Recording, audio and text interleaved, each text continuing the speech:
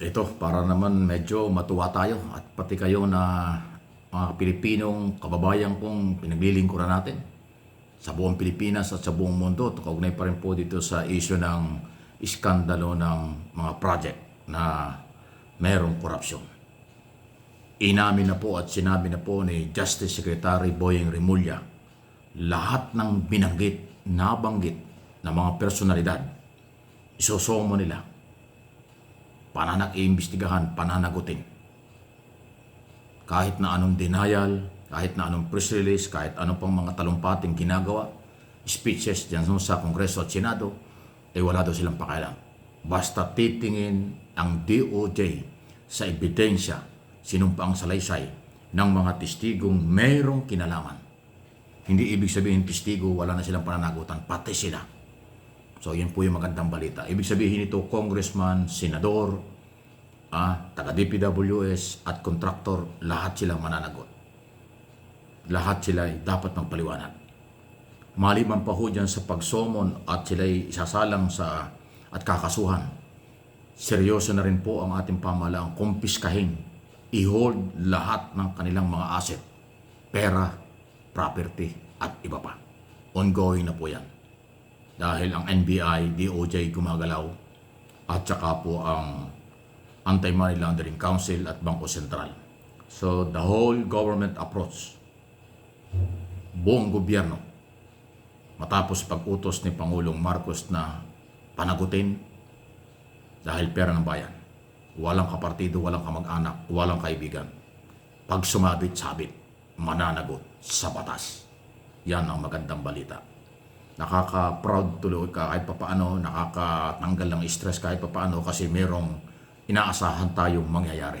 Kasi lagi ang tanong, ang comment na babasa ko na, ay Mike, wala namang mangyayari dyan. Wala rin yan, magkakalimutan. So, wag po.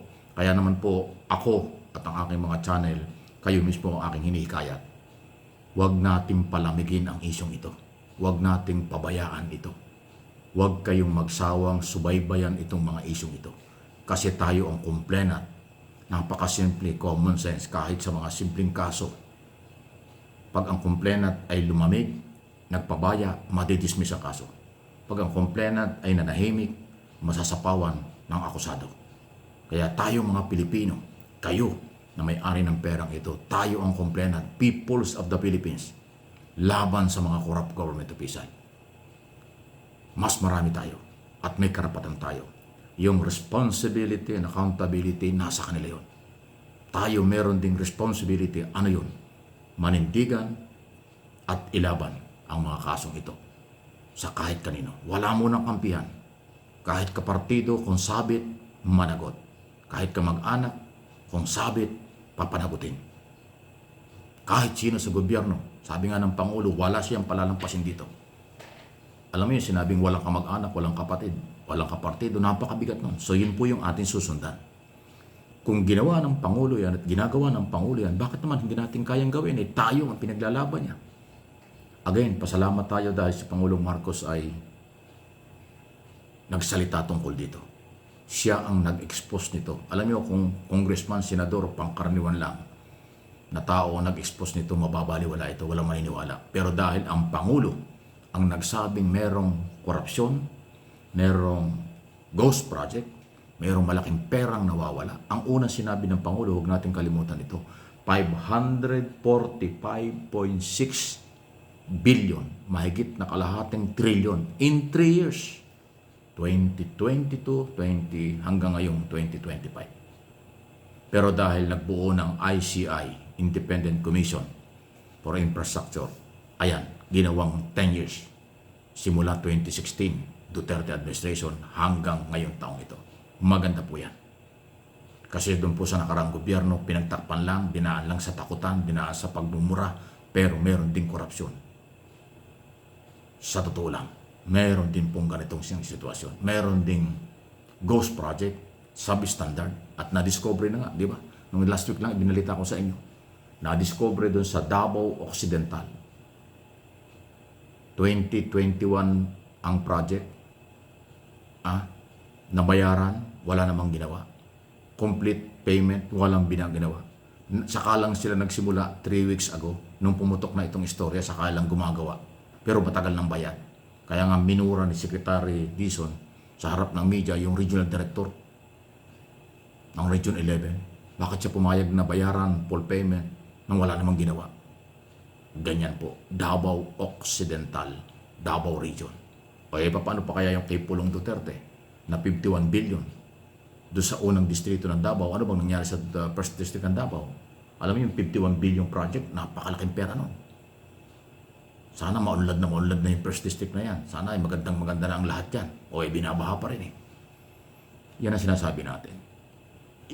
Yun lang yun. Davao pa lang yan. Ay sa ibang mga probinsya. Alam natin si dating Pangulong Duterte doon, kinatatakutan kasi mura ng mura. Parang laging gustong pumatay. At mura. Yan kasi nadinig sa kanya. Pumatay at magmura. Yan ang 2-5 ng araw eh. Pero sa kabila ng kanyang mga sinasabing yan, marami rin parang korupsyon. Marami rin kalokohan ng kontraktor. Mga proponent ng project noong panahon yon. Hindi lang sa Marcos administration nangyari.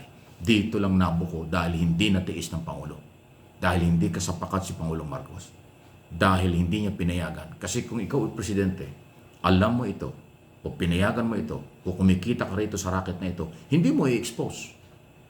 Kasi happy ka. Hindi mo puputukin. Dahil nakikinabang ka.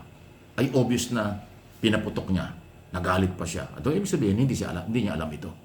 Eh yung nakaraang gobyerno, alam ba nila? Bahala na kayo. Binigyan ko lang kayo ng idea. So, tama lang itong ginagawa. The whole government approach, lahat ng opisina at departamento ng gobyerno gumagalaw para habulin ang lahat ng mga kawatan sa pera ng bayan. Kaya itong ginagawa ng DOJ, isomon ang lahat ng nabanggit, pagpaliwanagin, yun ang proseso. Pero after ng kanilang explanation, hindi ibig sabihin tapos na sila. Pag pinapaliwanag ka, i-evaluate pa yan ng ICI. Yung mga dokumentong nakukuha ng Blue Ribbon Committee, nakukuha ng Department of Justice, papunta rin yan ng ICI o papunta ng korte. Lahat yan, ombudsman, patungo ng Sandigan Bayan. Ganyan po ang galaw. So, huwag tayong mawala ng pag-asa. Ako naniniwala hanggat tayo nagkakaisa, hanggat may boses at kapangyarihan ng taong bayan, may pag-asa, mabigyan ng katarungan. Pero pag tayo nanahimik, binaliwala natin ito, nagsawa kayo sa isyong ito, delikado, maiisahan tayo. Alam naman ninyo ang mga balita dito sa Pilipinas, pag mainit, talagang may paglalagyan sila ang lahat ng sabit. Pero pag lumamig ang balita, hindi nagka-interest ang social media at mga traditional media, nakakawala ang mga may pananagutan sa batas at sa tao. Huwag natin gawin yun. Dahil ito'y trilyon, dahil ito'y pera, dahil kalikasan, buhay ang kapalit, at ari-arian, huwag kayong magsawa, inuulit ko. Samahan niyo ako, sama-sama tayo, panagutin ng kahit sino. Justice for all.